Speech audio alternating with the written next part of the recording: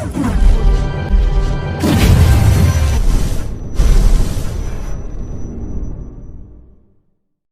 नौजवान हज़रत उमर रज़ी अल्लाह तआला अन्हो की महफ़िल में दाखिल होते ही महफ़िल में बैठे एक शख्स के सामने जा खड़े हो जाते हैं और उसकी तरफ उंगली करके कहते हैं, या उमर, ये है वो शख्स। उमर रज़ी अल्लाह तआला अन्हो उनसे पूछते हैं, क्या किया है इस शख्स ने? या अमीरुल मोमिनीन, इसने हमारे बाप को कत्ल किया है। उमर रज़ी अल्लाह तआला अन्हो पूछते हैं, क्या कह रहे हो? इसने तुम्हारे बाप को कत्ल किया है? उमर रज़ी अल्लाह तआला अन्हो उस शख्स से मुखातब होकर पूछते हैं, क्या तूने इनके बाप को कत्ल किया है? वो शख्स कहता है, हाँ अमीरुल मोमिनीन, मुझसे कत्ल हो गया है इनका बाप। उमर रज़ी अल्लाह तआला अन्हो पूछते हैं, किस तरह कत्ल हुआ है? वो शख्स कहता है, या उमर, इनका बाप अपने ऊँट समेत मेरे खेत में दाखिल हो गया था। मैंने मना किया, बाज नहीं आया, तो मैंने एक पत्थर दे मारा जो सीधा इसके सर में लगा और वो मौके पर मर गया।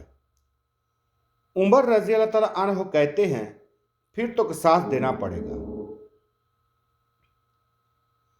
मौत है इसकी सज़ा, ना फैसला लिखने की ज़रूरत, और फैसला भी ऐसा अटल के जिस पर किसी बहस मुबासे की भी गुंजाइश नहीं। ना ही उस शख्स से उसके कुनबे के बारे में कोई सवाल किया गया, ना ही ये पूछा गया कि तलक किस कदर शरीफ ख़ानदान से है। ना ही ये पूछने की ज़रूरत महसूस की गई कि तलक किस मुअज़्ज़ज़ कबीले से तो नहीं, मुआशरे में क्या रुतबा या मकाम है। उन सब बातों से भला उमर रज़ी अल्लाह तआला अन्हु को मतलब ही क्या? क्योंकि मामला अल्लाह के दीन का हो तो उमर रज़ी अल्लाह तआला अन्हु पर कोई असर अंदाज नहीं हो सकता, और ना ही कोई अल्लाह की शरीयत की तनफीज़ के मामले पर उमर रज़ी अल्लाह तआला अन्हु को कोई रोक सकता है।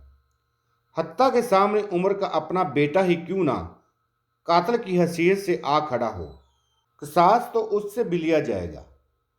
वो शख्स कहता है, ए अमीरुल मोमिनीन, उसके नाम पर जिसके हुक्म से ये ज़मीनों आसमान कायम खड़े हैं, मुझे ज़हरा में वापस अपनी बीवी बच्चों के पास जाने दीजिए, ताकि मैं उनको बता आऊँ कि मैं कत्ल कर दिया जाऊँगा। उनका अल्लाह और मेरे सिवा कोई आसरा नहीं है, मैं उसके बाद वापस आ जाऊँगा।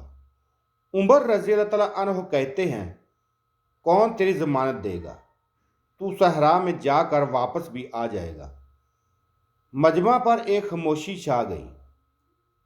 कोई भी तो ऐसा नहीं है जो उसका नाम तक भी जानता हो। उसके कबीले, खैमे या घर वगैरह के बारे में जानने का मामला तो बाद की बात है, कौन ज़मानत देगा उसकी?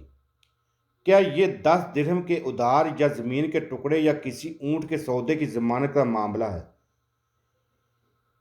इधर तो एक गर्दन की ज़मानत देने की बात है जिसे तलवार से उड़ा दिया जाना है, और कोई भी तो ऐसा नहीं जो अल्लाह की शरीयत की तनफीज़ के मामले पर उमर रज़ी अल्लाह तआला अन्हु से एतराज़ करे या फिर उस शख्स की सिफारिश के लिए खड़ा हो जाए। और कोई भी हो नहीं सकता जो सिफारशी बनने की सोच सके। महफिल में मौजूद सहाबा पर एक खामोशी सी छा गई। इस सूरत हाल से खुद उमर रज़ी अल्लाह तआला अन्हु भी मुतासर हैं, क्योंकि इस शख्स की हालत ने सबको ही हैरत में डाल कर रख दिया है।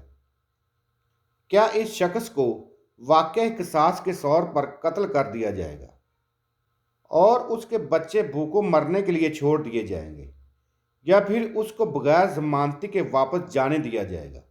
वापस ना आया तो मकतूल का खून रायगा जाएगा। खुद उमर रज़ी अल्लाह तआला अन्हु भी सर झुकाए अफसरदा बैठे हैं। इस सूरत हाल पर सर उठाकर इल्तिजा भरी नज़रों से नौजवान की तरफ देखते हैं। माफ़ कर दो इस शख्स को। नौजवान अपना आखिरी फैसला बगैर किसी झिझक के सुना देते हैं।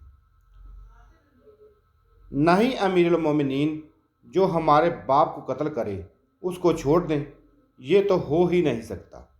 عمر رضی اللہ تعالیٰ عنہ ایک بار پھر مجمع کی طرف دیکھ کر بلند آواز سے پوچھتے ہیں، اے لوگو، ہے کوئی تم میں سے جو اس کی ضمانت دے؟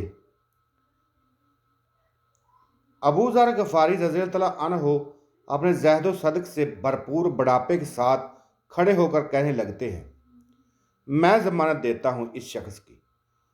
عمر رضی اللہ تعالیٰ عنہ کہتے ہیں، اے ابو ذر، اس نے قتل کیا ہے۔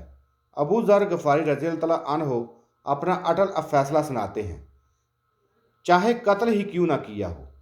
عمر رضی اللہ تعالیٰ عنہ کہتے ہیں، جانتے ہو اسے؟ ابو ذر غفاری رضی اللہ تعالیٰ عنہ کہتے ہیں، نہیں جانتا۔ عمر رضی اللہ تعالیٰ عنہ کہنے لگے، تو پھر کس طرح ضمانت دے رہے ہو؟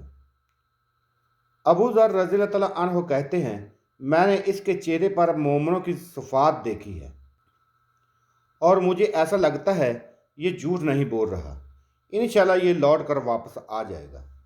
عمر رضی اللہ تعالیٰ عنہ کہتے ہیں، ابو ذر دیکھ لو، اگر یہ 3 دن تک لوٹ کر نہ آیا تو مجھے تیری جدائی کا صدمہ دیکھنا پڑے گا۔ ابو ذر رضی اللہ تعالیٰ عنہ اپنے فیصلے پر ڈٹے ہوئے جواب دیتے ہیں، اے امیر المومنین، پھر اللہ مالک ہے۔ عمر رضی اللہ تعالیٰ عنہ سے 3 دن کی مہلت پا کر وہ شخص رخصت ہو جاتا ہے۔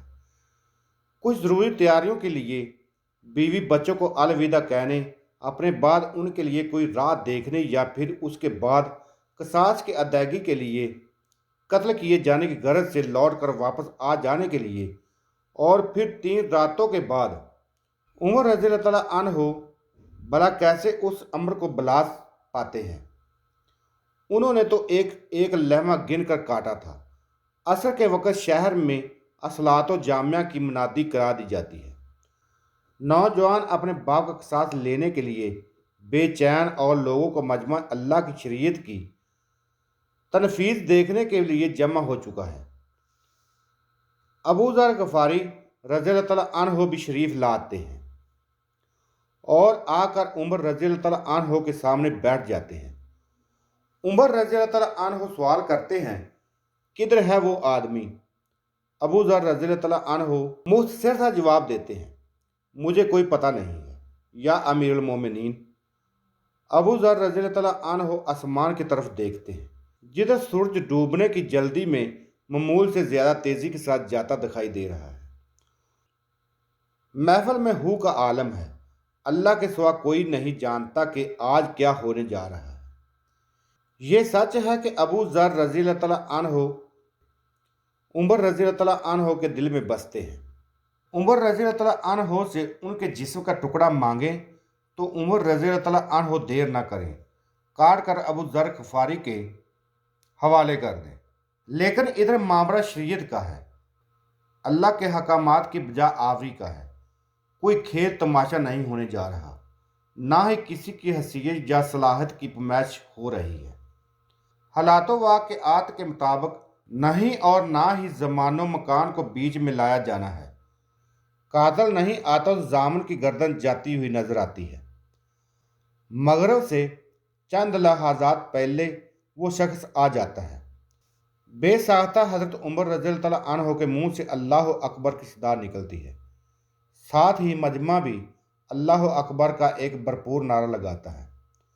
عمر رضی اللہ تعالیٰ عنہ اس شخص سے مخاطب ہو کر کہتے ہیں، اے شخص، اگر تو لوٹ کر نہ بھی آتا تو ہم نے تیرا کیا کر لینا تھا؟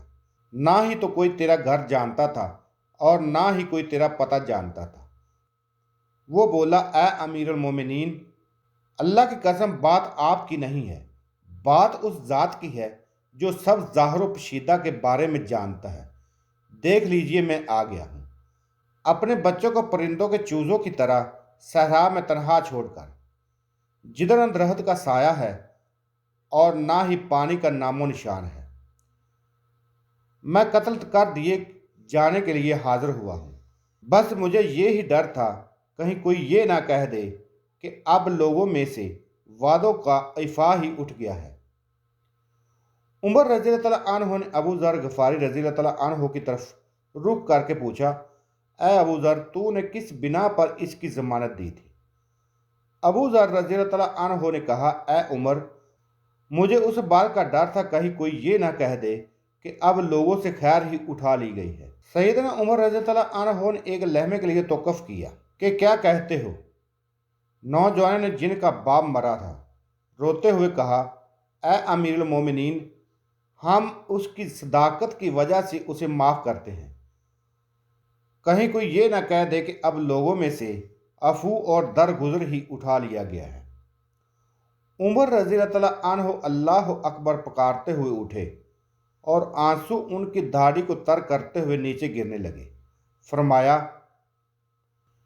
ए नौजवानों, तुम्हारी अफू दरगुजर पर अल्लाह तुम्हें जज़ाए खैर दे। ए अबू ज़र, अल्लाह तुझे इस शख्स की मुसीबत में मदद पर जज़ाए खैर अता फरमाए, और ए शख्स, अल्लाह तुझे इस वफ़ाए अहद व सदाकत पर जज़ाए खैर अता फरमाए, और ए अमीरुल मोमिनीन, अल्लाह तुझे तेरे अदल व हमदर्दी पर जज़ाए खैर अता फरमाए। मेरे चैनल को सब्सक्राइब करें ताकि हर वीडियो आप तक पहुंचती रहे। शुक्रिया। Publish of history.